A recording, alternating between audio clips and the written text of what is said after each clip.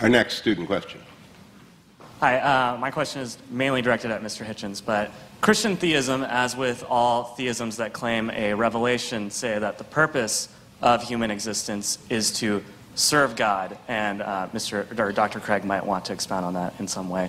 But Mr. Hitchens, as an atheist with no transcendent being giving you a reason for existence, what then is the best way to live life, or what is motivation for living life, or what is the purpose of your existence without a transcendent being telling you what to do? Well, I find it, you see, this is where I find it hard to accept the grammar of your question. It's as if I was only willing to concede supernatural, you want to say transcendent, I want to say supernatural, then my life would have purpose. I think that's a complete non sequitur. To me, at any rate, I'll have to just make the confession. And this is as real to me, subjectively, as any William Jamesian apprehension of the divine. I don't get your point at all. Dr. Craig, one of the written questions says, and I think it is consistent with the question from the audience, you have written that life without God is absurd, but I know unbelievers who are living fulfilling moral lives. In what way is their life absurd? Okay, let me respond to that and to the question here that was asked. I would say that the purpose of life for which God has created us is not to serve God.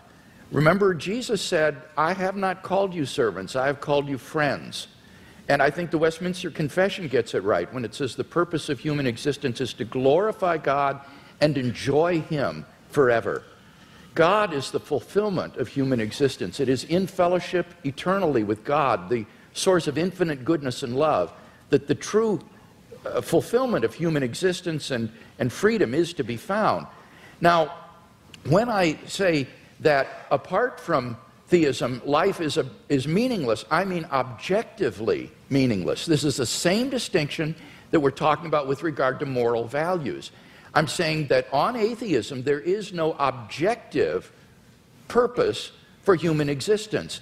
As Mr. Hitchens recognizes, eventually the universe will grow cold, dilute, dark, and dead as it runs down toward maximum entropy and heat death, and all human existence and life will be extinguished on an atheistic view of the future of the universe. There is no purpose for which the universe exists. The litter of a dead universe will just expand into the endless darkness forever, a universe in ruins. Now, of course, one can still live one's life as an illusion, thinking, well, the purpose of life is to, say, hit 40 home runs and steal 40 bases every year, you know, in the major leagues, and you draw the meaning of your existence from that. But that's not really the meaning of your existence. That's just a subjective illusion. In fact, your existence on atheism is objectively meaningless. So that's the distinction that I was making. Again, it's between objective and mere subjective illusion. Well, I think it has it exactly the wrong way around. You see, as I was beginning to say earlier, we didn't have time in the question period. I wouldn't say that atheism was morally inferior. I wouldn't concede that for a second. I don't want to make a claim for its superiority either, but there may be a slight edge here. We don't believe anything that could be called wishful. In other words, we don't particularly welcome the idea of the annihilation either of ourselves as individuals, the party will go on and we'll have left and we're not coming back, or of the entropic heat death of the universe. We don't like the idea, but there's a good deal of evidence to suggest that that is what's going to happen. And there's very, very little evidence to suggest that I'll see you all again in some theme park. One nice and one nasty experience. There's absolutely no evidence for that at all. So I'm willing to accept, on the evidence, conclusions that may be unwelcome to me. I'm sorry if I sound as if I'm spelling that out, but I will. Now, you want to know what makes my life meaningful? Generally speaking, it's been struggling myself to be free, and if I can say it without immodesty, Mr. Hewitt kindly said it for me, too flatteringly beforehand, but trying to help others to be free too. That's what's given a lot of meaning to my life and does still, the solidarity with those who want to be as free as I am, partly by luck and partly by my own efforts and the efforts of others. Well, one obstacle to liberty, and that's why I mentioned it, and gave so many examples of it in history and in the present day, is the poisonous role played by fellow primates of mine who think they can tell me what to do in the name of God because God's told them that they have this power. So that's one thing I'd like to be shot of right here in the here and now. And my suspicion is, if you really ask the religious where do they want power and what's the world they care about, the next one or this one, it'll be this one every time, because they too know perfectly well that this is the only life we've got. Yeah, I don't think that's true. It seems to me that on the basis of the resurrection of Jesus, that we have grounds for the hope of immortality. This is the foundation upon which the Christian hope is predicated. So again, it gets back to whether or not one has good grounds for thinking that Jesus was who he claimed to be and that God raised him from the dead. Because if he did, then there is hope of immortality. But then I return your question to me, I return it to you in a different form.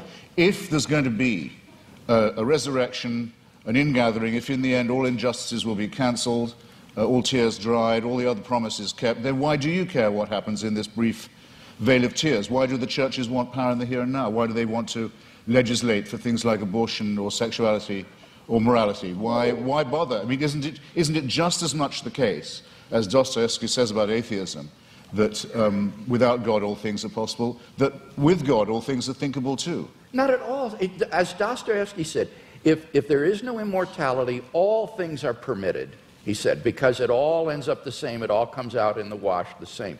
But if there is a God who exists, who loves human beings and has created them in his image and endowed them with intrinsic moral value and unalienable rights, then you have every reason to treasure other persons as ends in themselves.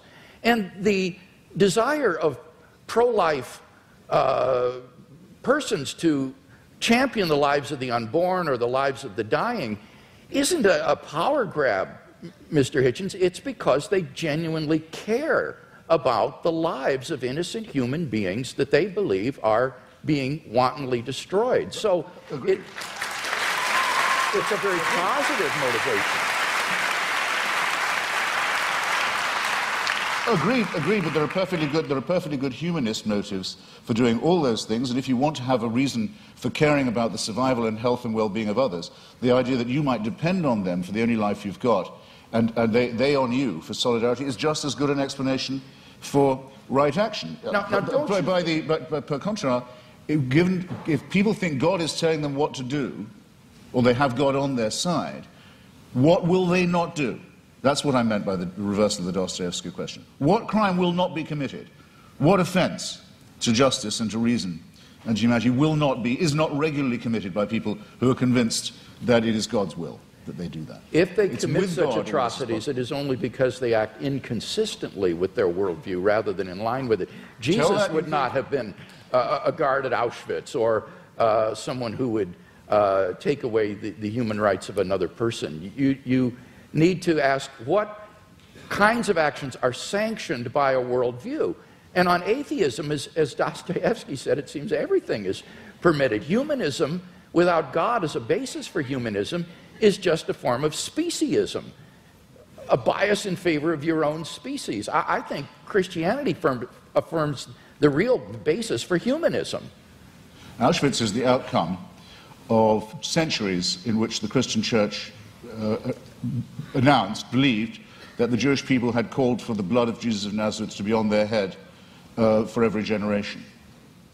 It's only in one verse in the Bible, I know, but it happens to be the verse the church picked up on. I don't say Jesus would have been a guard there, that's not the point. The point is that this is not an aberration of religion, it is a scriptural injunction, as is the one to kill the Amalekites, as is the one to mutilate the genitals of children. The issue is, would Jesus have been a guard at Auschwitz? Because insofar as people who claim to be his followers were guards at Auschwitz, they were acting inconsistently and in defiance of the ethic of Jesus of Nazareth. Well, you should tell that to the Vatican. I mean, we know Paul Johnson, in his very friendly history of Christianity, says that up to 50 to 60% of the Waffen-SS were practicing, confessing Catholics in good standing. No one was ever threatened with discipline by the church, with excommunication, for example, for taking part in the final solution. The only Nazi ever excommunicated by the church was Joseph Goebbels, and if you like, I'll tell you why.